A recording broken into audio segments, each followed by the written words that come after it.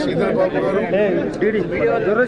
గౌరవ mining minister Vivek Venkataswamy గారు,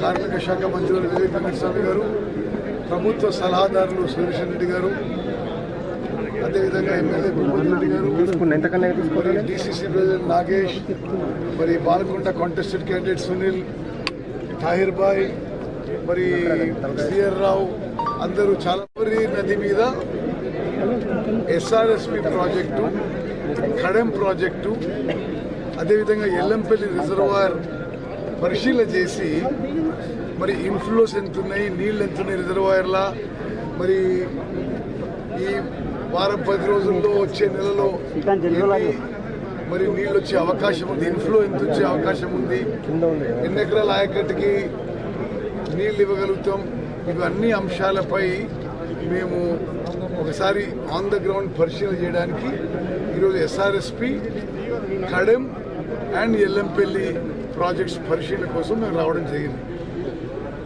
SRSP project అది మన తెలంగాణ రాష్ట్రానికే గర్వకారణం. 1963లో భారత మొదటి ప్రధాని, భారతదేశం జాతి నిర్మాత పండిట్ జవహర్ లాల్ నెహ్రూ గారు ఇక్కడ ఫౌండేషన్ వేసిన విషయం కూడా మనందరికీ తెలుసు. ఈ ప్రాజెక్టు 1970లో నీళ్లు మొదటిసారి ఆపడం మొదలుపెట్టిండ్రు. అంటే సుమారు 56 ఏళ్ల నుంచి ఈ యొక్క నీళ్లు ఆపుతున్నాయి. అట్లా అదేవిధంగా ఇక్కడ ఒక 36 megawatt hydro electric power project కూడా ఉంది. ఒరిజినల్ ఈ స్టోరేజ్ కెపాసిటీ 112 టీఎంసీలు. సిల్టేషన్ అండ్ సెడిమెంటేషన్ వల్ల క్రమక్రమంగా అది 80 టీఎంసీలకు తగ్గింది. అయితే మా ప్రభుత్వం యొక్క మొదటి లక్ష్యం ఏ విధంగా ఒరిజినల్ స్టోరేజ్ కెపాసిటీ రెస్టోర్ చేయాలనో మరి ఈ సబ్జెక్ట్లో మరి భారత ప్రభుత్వంలో, కేంద్రంలో, అదేవిధంగా ఎవరు ఎక్స్పర్ట్స్ అయి ఉంటే ఏ విధంగా ముందుకు పోవాలనే విషయంని పరిశీలిస్తున్నాం.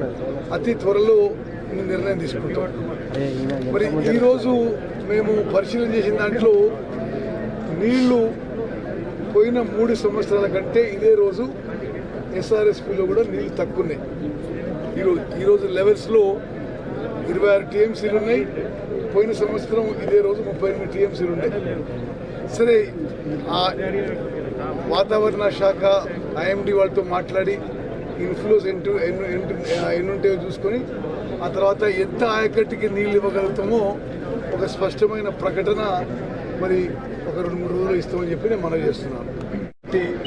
ఏది రైతులకు మేలైతే ఆ విధంగానే ముందుకు పోతామని చెప్పి నేను మనవి చేస్తున్నాను. అంటే దక్షిణ తెలంగాణలో ఇంకా డ్రాట్ పరిస్థితి ఉంది. దక్షిణ తెలంగాణకు ప్రత్యామ్నాయం చెప్పగలుగుతాం. దక్షిణ తెలంగాణలో వాచ్ చేద్దాము. ఇప్పుడు శ్రీశైలం ఈరోజు రేపట్లో నిండి నాగార్జున సాగర్కి నీళ్ళు వచ్చే అవకాశం అవపడుతున్నది. అది ఒక 3-4 రోజుల్లో కూడా అక్కడ కూడా పరిస్థితి క్లారిటీ వస్తుందని చెప్పి మనం చూస్తాం. ఏదైతే చెప్పినారో ఎల్లంపల్లి ప్రాజెక్టు, ఇప్పుడు కాకా వెంకటస్వామి గారు రానైతా చేవెళ్ళ అని చెప్పి ఎల్లంపల్లి లింక్లో ఉండేది. ఇప్పుడు మొన్న టీఆర్ఎస్ నాయకులు అందరూ కూడా ఇదే ప్రచారం చేస్తారు. మీరు బ్యారేజెస్ లేకుండా కూడా పంపులు నడిపియండి, కన్నెపల్లి పంపులు. నిజంగానే పంపులు నడిపించగలిగితే బ్యారేజీలు ఎందుకు కట్టినారు? అదొక ప్రశ్న. సెకండ్ ప్రశ్న, నిజంగానే అప్పుడు పంపు చేసినుంటే నీళ్ళు 4 సంవత్సరాల క్రితం టీఆర్ఎస్ ప్రభుత్వం హయాంలో అప్పుడు 60 టీఎంసీ నీళ్లు పంపు చేసినారు. పంపు చేసి ఎల్లంపల్లికి నీళ్లు తీసుకుని రావడం జరిగింది. కానీ పైనుంచి గ్రావిటీతో నుంచి నీళ్ళు వచ్చినప్పుడు ఆ 60 టీఎంసీ నీళ్లు కూడా వాళ్ళు గేట్స్ ఓపెన్ చేసి వృధా చేయడం జరిగింది. 3,000 కోట్ల రూపాయలు కరెంట్ ఛార్జీలు అప్పుడు ఆ రోజులలో టీఆర్ఎస్ ప్రభుత్వం కట్టింది. ఇప్పుడు మళ్ళొకసారి తప్పుడు నిర్ణయాలు తీసుకోవడం వలన వారి ఈ ఖర్చు ఎవరు పెడతారు? ఇది కూడా ప్రజలపైన భారం పడేది. సో ఈ అవగాహన లేని కేటీఆర్, హరీష్ రావు మీరు కేవలము కాంగ్రెస్ పైన బురద జల్లడానికి మేము చేస్తున్న టెస్టింగ్ కానీ పునరుద్ధరణ ఏదైతే ప్లాన్ ఆఫ్ యాక్షన్ చేసినామో ఇది రైట్ అని సమర్థించిండ్రు. దాని ప్రకారమే ముందుకు పోతాము.